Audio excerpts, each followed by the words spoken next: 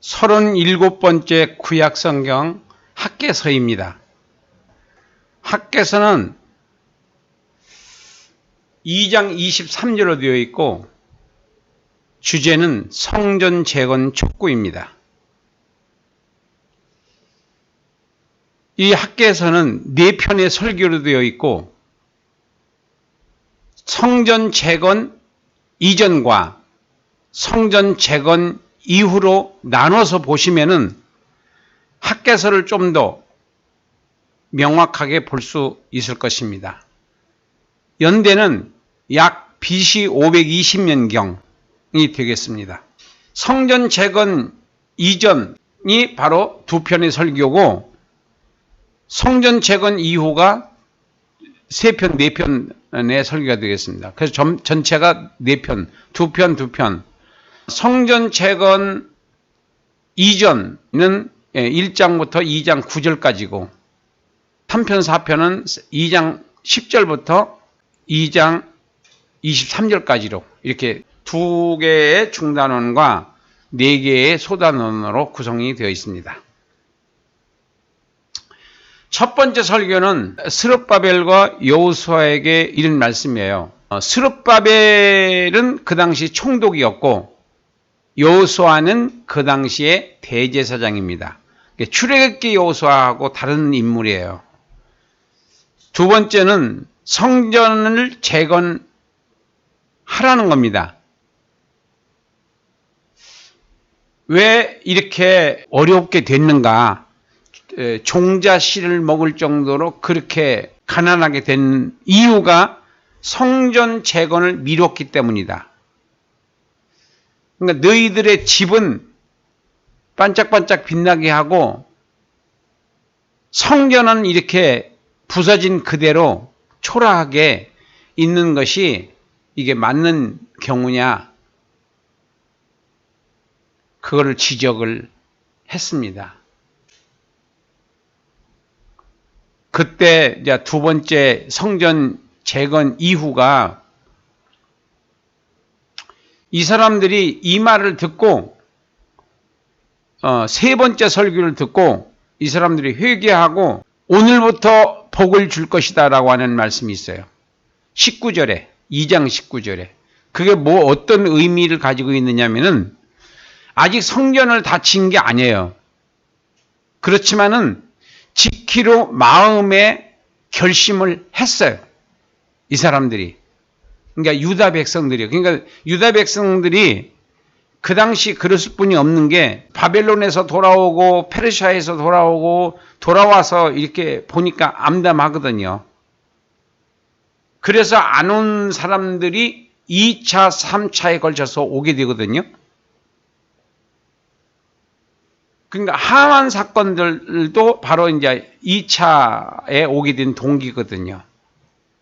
그래서 여기에 1차에 온 사람들이 이제 성전 재건을 하게 된 동기가 여기에 이제 기록이 되어 있습니다. 그래서 마음의 작정을 했더니 하나님께서 하박국 선지자를 통해서 세 번째 설교에서 내가 오늘부터 너희들에게 복을 주겠다. 하는 일마다 잘 되게 해주겠다. 이런 뜻이에요. 그리고 네 번째는 스룹바벨에게 하나님께서 약속을 해주시는 장면으로 끝이 납니다.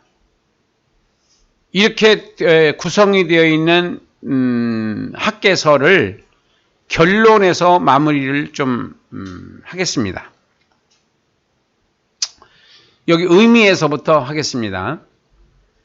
자, 지금까지 너희가 어렵게 된 사실에 대해서 말씀을 하시는데 그 죄가 무슨 죄냐면은 성전 재건을 미루는 죄를 책망하셨고 말씀을 청종하는 이스라엘에 힘을 주셨다. 그 다음에 두 번째 설교는 새 성전의 외형은 초라하게 보일지라도 영광의 하나님이 함께 하실 것이다.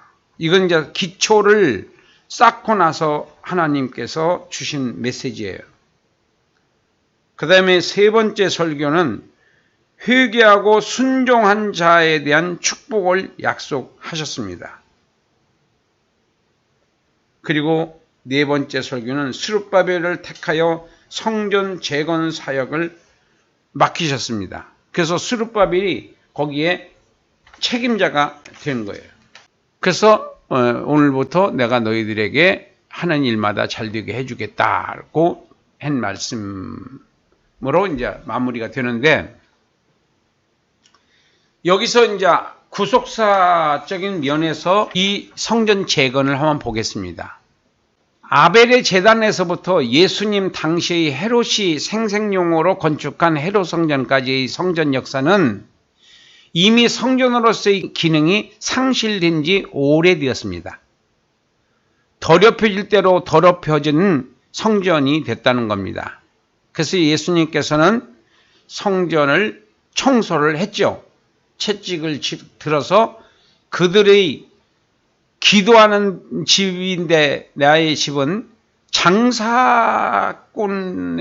장터로 만들어버린, 그 당시에 제사 드린다고 재물을 거기서 팔고 있는데 그 제사장들과 그 장사꾼들의 야합, 기타 등등의 부정한 것들을 예수님께서는 다 알고 계셨던 겁니다.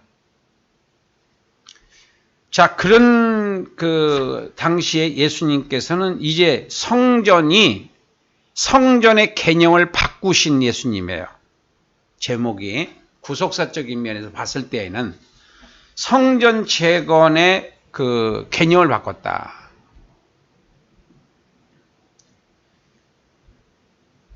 유대 종교 지도자는 참 성전이신 예수님을 십자가에 죽이는 범죄를 저질렀습니다. 이는 그들의 성전을 헐어버릴 것이고 예수님을 죽일 것이다, 이런 의미입니다. 이는 엄청난 범죄를 저지른 것이다.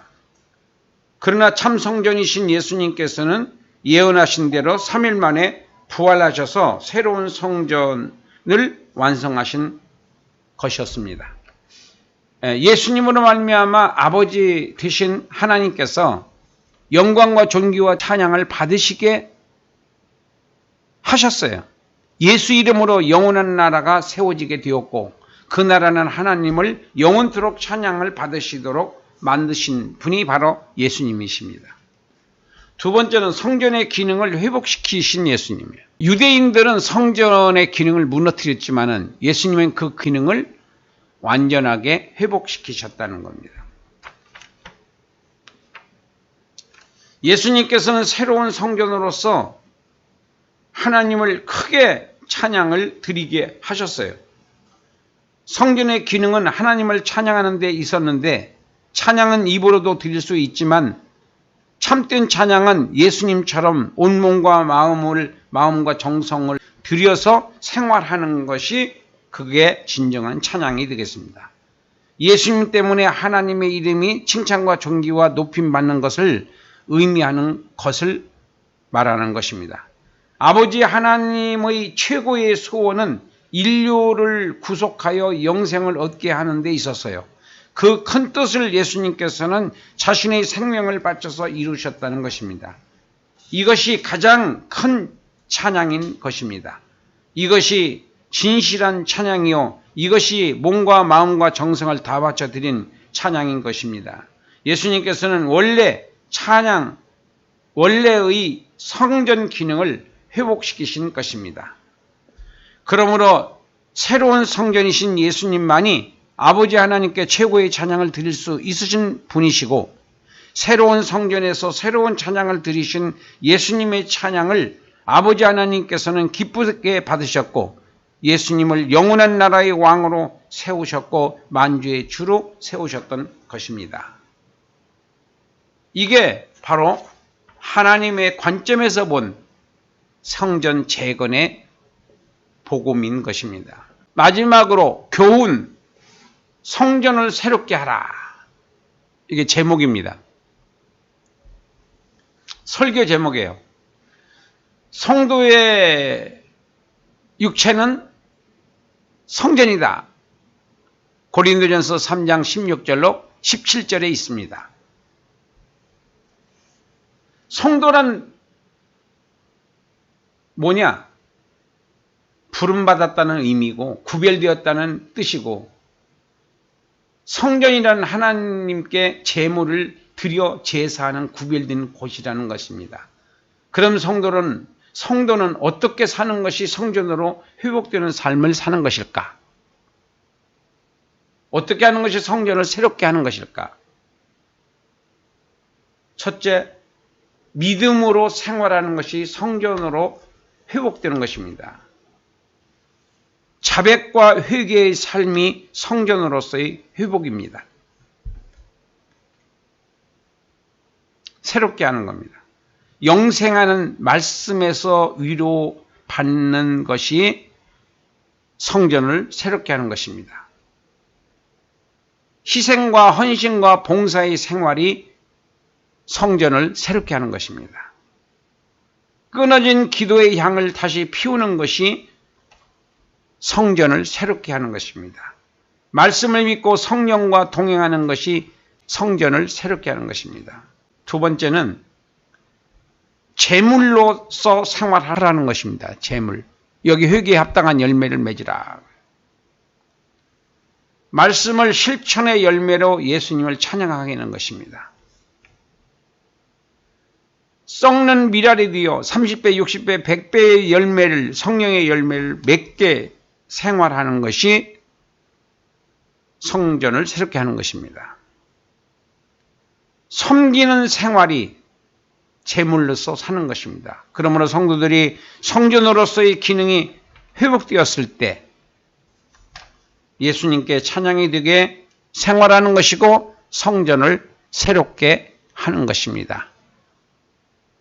이런 성전으로서의 기능을 발휘하는 여러분들의 삶이 되시기를 주님의 이름으로 축복합니다. 감사합니다.